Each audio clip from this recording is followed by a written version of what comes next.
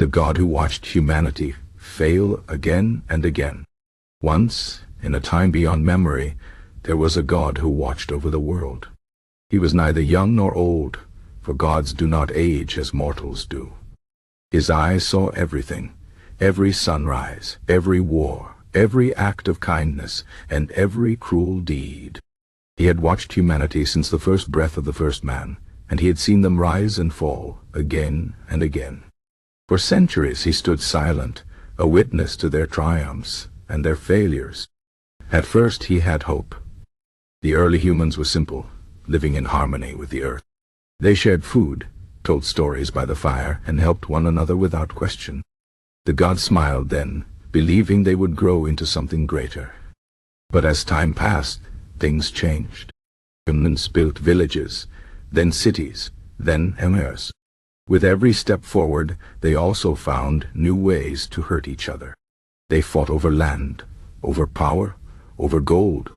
They invented weapons sharper than claws, walls taller than mountains, and lies more poisonous than snake venom. The god watched as kings rose and fell, as whole civilizations crumbled into dust, only for new ones to repeat the same mistakes. Why do they do this? The god wondered aloud one day, his voice echoing like distant thunder. Why do they destroy what they build?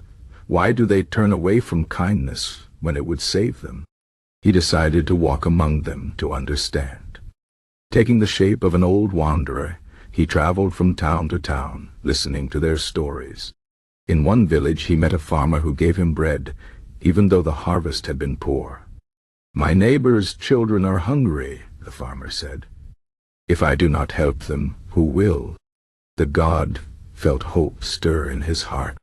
But in the next town, he saw a rich merchant cheat a poor man out of his last coin. When the god questioned him, the merchant laughed. "The weak deserve nothing," he said. "Only the strong survive." The god's hope faded. He traveled to a great city, where rulers debated laws while the people starved. He saw soldiers march off to war, young men who would never return. He saw scholars write great books, only for them to be burned by those who feared the truth. Everywhere he saw the same pattern, moments of light swallowed by darkness. One night, weary from his journey, the god sat by a river and spoke to the stars. "Should I end this?" he asked. "Should I wipe the world clean and let life begin anew?" The stars did not answer, for they were only stars.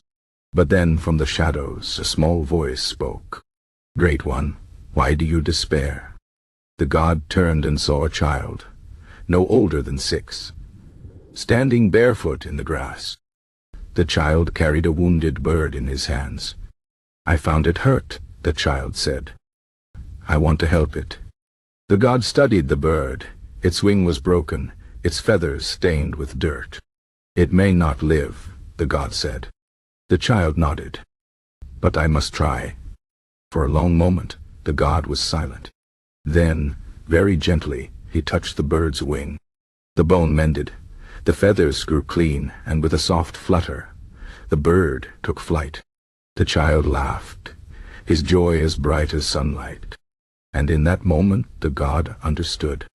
Humanity would always fail. They would fight, they would betray, they would fall. But they would also love, they would heal, they would try again. For every cruel king, there was a kind farmer. For every burning book, there was a child who would learn to read. The god could not erase their mistakes, nor should he.